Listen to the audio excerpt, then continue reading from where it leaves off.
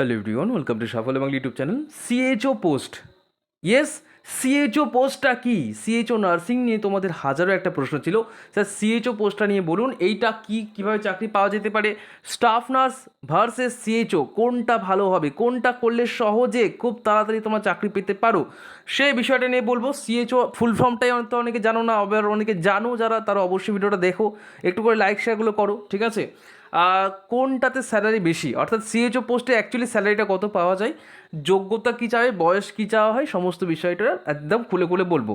প্রত্যেকেই বলবো, যারা যারা প্রথমবার চ্যানেলে এসে চ্যানেলটা কিন্তু অবশ্যই সাবস্ক্রাইব করো, ভিডিওটা অবশ্যই লাইক করো, কারণ এই রকম আপডেট কিন্তু সব জায়গায় পাবে না। দেখো, নার্সিংয়ের সমস্ত কিছুই আমরা অনেকেই জানি না, ঠিক আছে? আমরা হয়তো অনেকেই এই ফিল্ডটার সাথে প্রত্যক্ষভাবে তো জড়িত নই, আবার অনেকে বলতে চায় না, তা যার ফলে কিন্তু আমাদের অনেক কিছু কিন্তু অজানা থেকে যায়। তো আমি চেষ্টা করবো তোমাদেরকে পুরো অজানা বিষয়গুলো তুলে ধরা তোমাদের সামনে, যেন তোমরা বিষয়গুলো জানো, পরবর্তীকালে চাকরি ক্ষেত্রে তোমার জন্য এক কদম এগিয়ে চলো। তো অবশ্যই সাফল্য বাংলা তরফ থেকে তোমাদের সবাইকে স্বাগত জানাচ্ছি। দেখো, ফার্স্টে বলবো যে যে বিষয়গুলো বলবো, যে তথ্যগুলো বলবো, সেগুলো কিন্তু সব গভর্নমেন্ট অফ ওয়েস্ট বেঙ্গলের তরফ থেকে, হেলথ এবং ফ্যামিলি ওয়েলফেয়ার সমিতির তরফ থেকে যে অফিসিয়াল নোটিফিকেশন বেরিয়েছিল একদম রিসেন্ট, সেটা থেকে তোমাদের বলবো। কোনো আমার নিজে থেকে বানিয়ে বলা কোনো কথা নয়, একদম অফিসিয়াল ডেটা তোমায় দেখাবো। আর তার জন্য অবশ্যই চ্যানেলটা সাবস্ক্রাইব করো, ভিডিওটা অবশ্যই লাইক করো। তার আগে বলে দেখি, যারা যারা 2025-এর এএনএম এবং জিএনএমে কোচিং সেন্টারে ভর্তি হতে চাইছো, দেখো আমাদের অনলাইন কোচিং ব্যাচ, যেটা নাম হচ্ছে সূর্য ব্যাচ, এই ব্যাচে তোমরা ভর্তি হতে পারো। এখানে কী কী পাবে বলে দিই একবারে। দেখো, ফিচার্সের মধ্যে পাচ্ছ লাইভ ক্লাস, রেকর্ডিং ক্লাস পাচ্ছ, যদি ক্লাস মিস হয়ে যায় সেক্ষেত্রে তোমাদের রেকর্ডিং ক্লাস দেখার সুব্যবস্থা রয়েছে। তারপরে বলে রাখি তোমাদের মক টেস্ট থাকছে, এবং বলে রাখি ক্লাসের পিডিএফ, তার থেকে বড় কথা ডাউট ক্লিয়ার। এবং সব থেকে মজাদার বিষয় বলি, এখানে টোটাল 3জন স্যার আছে, 3জন স্যার ইনক্লুডিং মি অবশ্য। তো আমরা প্রত্যেকে কিন্তু ডেডিকেটেডের সাথে কিন্তু পড়াশোনা করাচ্ছি। সমস্ত স্টুডেন্টরা যারা একেবারে জানে না, যে বেসিক নলেজ যারা নেই, তারাও কিন্তু শিখতে পারে, এরকমভাবে আমি তাদের শেখাচ্ছি। এবং প্রত্যেকটা স্যার, এখানে আরেকজন স্যার আছে অনিরুদ্ধ স্যার, অনিরুদ্ধ চ্যাটার্জি, তার ছবিটা খুব শীঘ্রই আসবে। নেক্সট যে কোনো হয়তো আমি যখন ব্যাচ নিয়ে বলবো তখন তোমাদের দেখাবো। তো যথেষ্ট একদম সুন্দর করে, যতটা সম্ভব সহজে, একদম ইজি টেকনিকে তোমাদের পড়ানো হচ্ছে। নতুনভাবে আমরা শুরু করেছি, নতুন রূপে শুরু করেছি। আশা করছি তোমাদের এই ব্যাচটা খুব ভালো লাগবে। তো বলে রাখি, ব্যাচে ভর্তির জন্য এখন কিন্তু তোমাদের পে করতে হবে 800 টাকা। এটা টোটাল 6 মাসের জন্য কোর্স ফি। 6 মাস বলা হচ্ছে, বাট পরবর্তীকালে হয়তো সেটা 7 মাস বা 8 মাসও হয়ে যেতে পারে, ঠিক আছে? তো এই এতগুলো দিন তোমরা পড়তে পারছো মাত্রই 800 টাকায়, ঠিক আছে? সেটা আগে 750 ছিল, এখন এটা বাড়াতে হয়েছে। যদি কারোর মনে হয় ভর্তি হবে, এই নাম্বারটা দিয়ে দিচ্ছি, 9609122622, এই নাম্বারে হোয়াটসঅ্যাপ করে নিও, ওকে? এবার আমি পয়েন্টে আসছি। দেখো, নার্সিং করার পর তোমাদের একটা মূল লক্ষ্য কী থাকে, যে নার্সিং করার পর যেন আমরা চাকরি পাই, তাই তো? সেটা স্টাফ নার্সই হোক, সেটা কমিউনিটি হেলথ অফিসার হোক। অ্যাকচুয়ালি সিএইচওর ফুল ফর্মই হচ্ছে কমিউনিটি হেলথ অফিসার। আমি দেখিয়ে দিচ্ছি, এখানে দেখো লেখা থাকবে, এই দেখো লেখা আছে সিএইচও। সিএইচও ফুল ফর্ম কি? Community health officer. এই কমিউনিটি হেলথ অফিসারদের কাজ কি হয়? দেখো, প্রথম কথা হচ্ছে তুমি এইটা বিভিন্ন রকমভাবে হতে পারো, ঠিক আছে? আমি তোমাদেরকে আগে দেখিয়ে দিই এর কোয়ালিফিকেশান কী চাওয়া হয়েছে। দেখো, এই ক্ষেত্রে তোমাদের বলা হচ্ছে কমিউনিটি হেলথ অফিসার হতে গেলে তোমাদের কিন্তু অবশ্যই দেখো লেখা আছে পাস্ট বিএসসি নার্সিং বিফোর, আচ্ছা বিফোরটা বাদ দিলাম, বিএসসি নার্সিং করে থাকতে হবে, অথবা তোমাকে কিন্তু জিএনএম নার্সিং করে থাকতে হবে, যে কোনো রেকগনাইজড ইউনিভার্সিটি বা যে কোনো রেকগনাইজড বোর্ড থেকে, ঠিক আছে? অর্থাৎ তোমাকে জিএনএম করো তুমি এই যে সিএইচও পোস্টটা নিতে পারো, অথবা বিএসসি নার্সিং করো তুমি কিন্তু এই সিএইচও পোস্টের জন্য আবেদন করতে পারো, ওকে? এবার বলে রাখি, যারা এএনএম করছো তাদের এখানে আসার কোনো ব্যাপার নয়, ঠিক আছে? শুধুমাত্র জিএনএম এবং বিএসসিদের জন্যই কিন্তু সিএইচও পোস্টটা থাকে। এবার তোমাদের দ্বিতীয় একটা প্রশ্ন থাকে, যে তোমাদের আর কী কী কোয়ালিফিকেশান থাকবে। দেখো, আর একটা কথা বলে রাখি, তোমাদের কিন্তু অবশ্যই রেজিস্ট্রেশন সার্টিফিকেট থাকতে হবে WBNCর তরফ থেকে। দেখবে তোমাদের নার্সিং যারা পড়ছো এখন বর্তমানে, হয়তো কেউ ফার্স্ট ইয়ার সেকেন্ড ইয়ারে পড়ছো, বা হয়তো কেউ থার্ড ইয়ারে পড়ছো, দেখবে তোমরা যখন বেরিয়ে যাবে তারপর তোমাদের রেজিস্ট্রেশন দেবে। সে রেজিস্ট্রেশন কিন্তু পেয়ে থাকতে হবে, তা নাহলে কিন্তু আবেদন করতে পারবে না, ক্লিয়ার?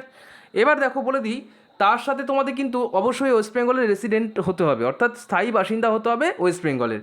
এবং তোমাকে কিন্তু দেখো লেখা আছে একটা পরীক্ষা নেবে। আর হ্যাঁ, বয়সের ব্যাপারটা বলে রাখি, বয়স নিয়ে তোমাদের একটা কনফিউশনের জায়গা থাকে। দেখো, এখানে কিন্তু বয়স বলা আছে 40 বছরের বেশি হওয়া যাবে না, ওকে? যাদের বয়স এই 18 থেকে 40 বছরের মধ্যে, তারা কিন্তু আবেদন করতে পারছো। যাদের এর থেকে বয়স বেশি, তারা এখানে আবেদন করতে পারছো না, যেটা এখানে বলা হয়েছে, ঠিক আছে? এটা 2023-এর নোটিফিকেশন, একদম কারেন্ট, একদম রিসেন্ট একটা আপডেট তোমাদের দিচ্ছি, ঠিক আছে?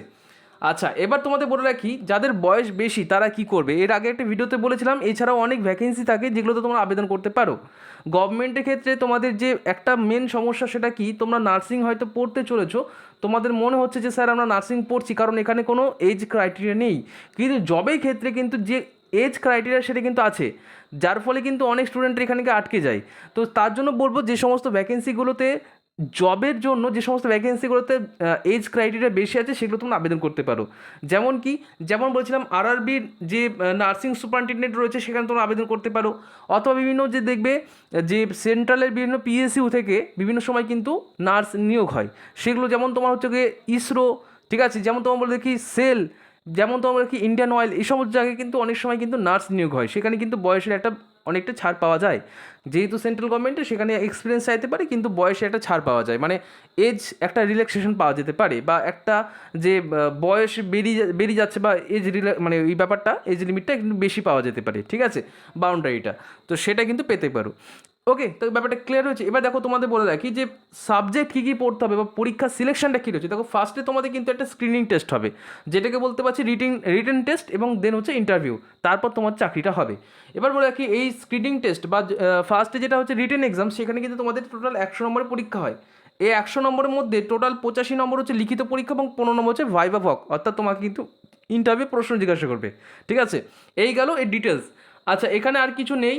আচ্ছা, এবার বলে দেখি স্যালারি কত দেওয়া হয়। দেখো স্যালারির ব্যাপারটা একটু অনেক জায়গায় অনেক রকম পাবে, এটা অফিসিয়াল ডেটা তোমাদের দেখাচ্ছি। অবশ্যই 20,000 টাকা প্রতি মাসে দেবে।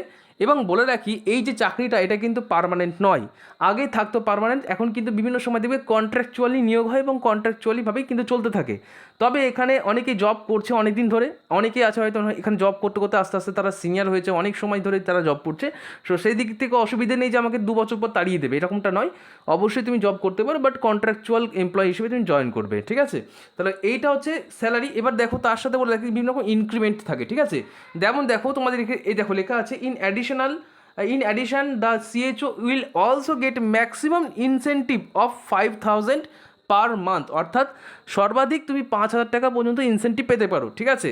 এটা এখনই নয়, ওটা পরে বলবো। তাহলে মেন কথা হচ্ছে মোটামুটি ধরে রাখো 20 থেকে 25-এর মধ্যে ধরে রাখো, আরও অনেক এক্সট্রা হয়তো অ্যালাউন্স থাকতে পারে, সেটা আমার জানা নেই, এটা অফিসিয়ালি ডেটা আমি তোমাদের বললাম, ঠিক আছে। এবার বলে রাখি যে মেন ব্যাপারটা, দেখো এখানে ভ্যাকেন্সি দেখতে পাচ্ছ 1,500 ভ্যাকেন্সি ছিল, ঠিক আছে, 1,500 ভ্যাকেন্সি ছিল। দেখো কত জেনারেল এসসি এসটি সমস্ত ভ্যাকেন্সিগুলো দেওয়া আছে, তোমরা দেখে নেবে। এবার এইটা গেল আমাদের মেন ব্যাপার, ঠিক আছে, অর্থাৎ এই এলিজিবিলিটি ক্রাইটেরিয়া, বয়সের ব্যাপারটা, স্যালারি কত, সেই ব্যাপারটা বললাম। এবার বলি যে কাজটা কী, অর্থাৎ এই সিএইচওদের কী কাজ করতে হয়, আর তারপরে বলবো বিএসসি নার্সিং নাকি সিএইচও কাদের কতটা ভ্যালু বা কোনটা ইজি চাকরি পাওয়া, কোনটা ইজি। দেখো ফার্স্টে বলি সিএইচওদের কাজ। সিএইচওদের কাজ কিন্তু অ্যাকচুয়ালি কিন্তু গ্রাসরুট লেভেলের, অর্থাৎ তোমাদের কিন্তু এই হেলথ সেন্টার যেগুলো হয় অর্থাৎ সুস্বাস্থ্য কেন্দ্র, সেখানেই তোমাদের কিন্তু কাজগুলো দেবে। বিভিন্ন পেশেন্টের তাদের যে রেকর্ড, অর্থাৎ কারো যদি ধরো হেপাটাইটিস আছে, কারো হয়তো ক্যান্সার হয়েছে, সেগুলো তোমাকে নোট করে রাখতে হবে, বা সেগুলো তোমাকে অফিসিয়াল যে ডেটাগুলো সেগুলো কালেক্ট করতে হবে, এবং সেটা তোমাকে যে পার্টিকুলার যে অথরিটি আছে তাকে তোমাদের দিতে হবে। এইটা হচ্ছে তোমার কাজ। অর্থাৎ খুব যে হার্ড কাজ আছে তাও কিন্তু নয়, আর মানে খুবই যে মানে এমনটা নয় যে খুবই একদম মানে কষ্টদায়ক কাজ, এরকমটা নয়। তোমাকে সুস্বাস্থ্য কেন্দ্র অর্থাৎ যে বিভিন্ন হেলথ সেন্টারগুলো আছে সেখানে তোমাকে বসানো হবে, সেখানে তুমি কাজটা করবে, ঠিক আছে। অ্যাকচুয়ালি কিন্তু সিএইচও থাকে তোমার হচ্ছে বলে দিই, যারা ফার্স্ট এনএম হয় সেই ফার্স্ট এনএমের সাথেই কিন্তু সিএইচও থাকে। বিভিন্ন হেলথ সেন্টারে দেখবে সিএইচও থাকে, ঠিক আছে। তো এই সিএইচও কিন্তু অনেকটাই এএনএমদের মতোই, তো একটা মোটামুটি ওরকম ধরে রাখে চলো, ঠিক আছে। যাদের ধরো ইচ্ছা আছে এএনএম করা, এবার কোনো কারণে এএনএম পেলে না, তারা কিন্তু এইভাবেও কিন্তু যেতে পারো ওই একই জায়গাতে, ঠিক আছে, কাছাকাছি একই জায়গা। এবার বলে রাখি বিএসসি নার্সিং আর হ্যাঁ একটা জিনিস বলি, এএনএম আর এই যে তোমার সিএইচওর মধ্যে ডিফারেন্সটা তাহলে কি, ডিফারেন্স একটু সামান্য পেতে পারো, সেটা হচ্ছে কি স্যালারি দিক থেকে। আর একটা জিনিস পেতে পারো সেটা হচ্ছে এই কন্ট্রাকচুয়াল বেসিস আর একটা পার্মানেন্ট বেসিস। যেহেতু এএনএমটা তো পার্মানেন্ট বেসিসই হচ্ছে, কন্ট্রাকচুয়াল নেই, কিন্তু ওদের এএনএম পার্মানেন্টই করে দেয়। কিন্তু সিএইচওর ক্ষেত্রে কিন্তু পুরোটাই কন্ট্রাকচুয়াল বেসিসে, ঠিক আছে। আর বিশেষ কোনো পার্থক্য নেই, মানে ওই 19-20 পার্থক্য পাবে। এবার বলি তোমার যারা স্টাফ নার্স করছো, বিএসসি নার্সিংয়ের সাথে নয়, স্টাফ নার্স যারা চাকরি পাবে, স্টাফ নার্সের থ্রু দিয়ে আগে কিন্তু হতো কীরকম ব্যাপারটা বলে দিই, আগে কিন্তু পার্মানেন্ট পোস্ট হতো। কীরকমভাবে হতো, স্বাস্থ্যকেন্দ্র থেকে, অর্থাৎ ওয়েস্ট বেঙ্গলে যে আমাদের স্বাস্থ্য ভবন আছে সেখান থেকে তোমাদের একটা নোটিফিকেশন বেরোতো, সেখান থেকে বলা হতো যে আমরা এরকম একটা স্টাফ নার্স নিয়োগ করছি। সেখানে গ্রেড 2 লেভেলের তোমাদের এই জবটা ছিল, গ্রেড 2 যারা জব করতো তাদের মধ্যে থেকে যাদের ভালো স্কোর করতো তাদেরকে সিএইচও হিসেবে নিয়োগ করতো। সেখানে সিএইচ গ্রেড 2, ঠিক আছে, গ্রেড 2, যে সেখানে সিএইচওটা পার্মানেন্ট হতো, অর্থাৎ সেখানে তোমাদের পার্মানেন্ট জব হতো। কিন্তু এই ক্ষেত্রে এখন বর্তমানে কি দেখা যাচ্ছে যে তোমাদের কিন্তু এই পার্মানেন্ট বেসিসে আর নিয়োগ হচ্ছে না। এখন যেটা হচ্ছে তুমি নিজের মতো পরীক্ষা দাও, পরীক্ষায় পাশ করলে ইন্টারভিউ হবে, ইন্টারভিউ যদি পাশ করে যাও তাহলে তুমি চাকরিটা পেয়ে যাচ্ছ। কিন্তু সেটা একই সেম জিনিস, কিন্তু এই স্যালারির ব্যাপারটা একটু আলাদা হয়েছে। কারণ যারা পার্মানেন্ট জব করে তাদের স্যালারি নিয়ার অ্যাবাউট তোমার ধরে নিতে পারো যে 35,000 সামথিং, ঠিক আছে, 35K সামথিং। বাট যেহেতু কন্ট্রাকচুয়াল জব করছে সেটা তোমার কমে অনেকটা একটু কম হতে পারে, খুব বেশিও না। তো এই 25 এরকম কাছাকাছি থাকে, ঠিক আছে। এটা গেলো তোমাদের বিষয়গুলো। আচ্ছা, এবার বলি যারা তোমাদের ইচ্ছে আছে স্যার স্টাফ নার্সটা ভালো হবে নাকি সিএইচও ভালো হবে, তো অনায়াসেই ভালো কথা আছে যে স্টাফ নার্সটাই ভালো হবে। কারণ স্টাফ নার্সের থ্রু দিয়ে অনেকেই সিএইচও হয়, যেটা পার্মানেন্ট পোস্ট। যদি কাজের দিক থেকে বলো অবশ্যই দুটোই ভালো, ঠিক আছে। স্টাফ নার্সের কাজ অ্যাকচুয়ালি হসপিটালে কাজ, আর তোমার সিএইচওদের কাজ হচ্ছে গ্রাসরুট, ওই বিভিন্ন গ্রামাঞ্চলে বিভিন্ন স্বাস্থ্যকেন্দ্রে তোমাদের কাজ করতে হবে। এই হচ্ছে ডিফারেন্স, আর কিছুই না। তো এই ব্যাপারগুলো বোঝাইতে পেরেছি আশা করছি। তাহলে এই ব্যাপারগুলো তোমাদের জানার পর অনেকের যে কনফিউশনগুলো ছিল স্যার কী করে হয়, কীভাবে হবে না হবে, সেই বিষয়গুলো বললাম। 2023-এর পর 2024-এ এখনও বেরোয়নি, 24-এ খুব তাড়াতাড়ি বেরোতে পারে এরকম একটা আশা আছে। আচ্ছা, আর এটা কিন্তু প্রতি বছরই বেরোয়, ঠিক আছে, সিএইচও পোস্টটা কিন্তু প্রতি বছরই বেরোচ্ছে, এটা কন্ট্রাকচুয়াল বেসিসে। তোমরা দেখতে পাবে এটা কিন্তু এরকম একটা এই দেখো লেখা আছে কন্ট্রাকচুয়াল বেসিস, ঠিক আছে, পিওরলি কন্ট্রাকচুয়াল বেসিস, এইভাবে কিন্তু নিয়োগটা হয়। ওকে। আর অন্যান্য ক্ষেত্রে দেখা যায় যে এএনএম কী হয়, পরীক্ষায় মানে পড়ার পাশাপাশি তোমার হয়তো মানে এক কথা বলতে গেলে পড়ে জাস্ট পাস করে সঙ্গে সঙ্গে চাকরিটা হয়ে যায়, সেই কলেজ থেকে বা সেই এনটিএস থেকে তোমাদের চাকরিটা হয়ে যায়। কিন্তু এই ক্ষেত্রে তোমাদেরকে একটু পরিশ্রম করতে হয়, একটু পড়াশোনা করতে হয়। কিন্তু কাট অফ যদি বলো কত কাট অফ যায়, সেটা বলছি খুবই কম কাট অফ যায়, ঠিক আছে। অন্যান্য প্রতিযোগিতামূলক পরীক্ষা যেখানে দেখা যায় যে একটা পরীক্ষা হতে গেলে কম করে 2-3 হাজার মানে কম করে 2-3 লাখ ছেলেমেয়ে পরীক্ষায় বসে, কম করে, ঠিক আছে। সেখানে এইটা হচ্ছে মানে তার থেকে মানে তার হাফের হাফও না, ঠিক আছে, এতটাও কম কম্পিটিশন। তবে হ্যাঁ, একটা কথা বলে রাখি, এতটা সহজে ভেবো না, কারণ অনেক ছেলেমেয়েরা কিন্তু যখন দেখছে স্টাফ নার্সের নিয়োগ হচ্ছে না, অনেক দিন পর, হয়তো 2 বছর 1 বছর পর বেরোচ্ছে, অনেকেই কিন্তু এটার জন্য প্রস্তুতি নেয়, ঠিক আছে। কিন্তু এখানে অনেকে জবটা জয়েন করে না এই জন্যই, যেহেতু এটা কন্ট্রাকচুয়াল বেসিস। অনেকের ইচ্ছা থাকে যে না আমি বড় সড় চাকরি করবো, এই সমস্ত ছোটোখাটো চাকরি করবো না, এই জন্য কিন্তু অনেকেই করে না বা এই সমস্ত ফর্ম ফিল আপ করতে চায় না, ঠিক আছে। এই জন্য কম্পিটিশনটা অনেকটাই কম, অনেকে জেনেও করে না, অনেকে জানে না, ঠিক আছে। এটা হচ্ছে একদম ফ্যাক্ট, ঠিক আছে। বুঝতে পেরেছি আশা করছি। তো এইটুকুই ছিল আজকের ভিডিওতে। তো যদি ভালো লাগে অবশ্যই বন্ধুদের সাথে শেয়ার করো, ওকে। অবশ্যই প্রত্যেকের সাথে শেয়ার করে দাও যারা যারা জানে না তাদের সাথে, আর ভিডিওটা অবশ্যই কিন্তু লাইক শেয়ার করে দাও, ওকে। থ্যাংক ইউ সবাইকে।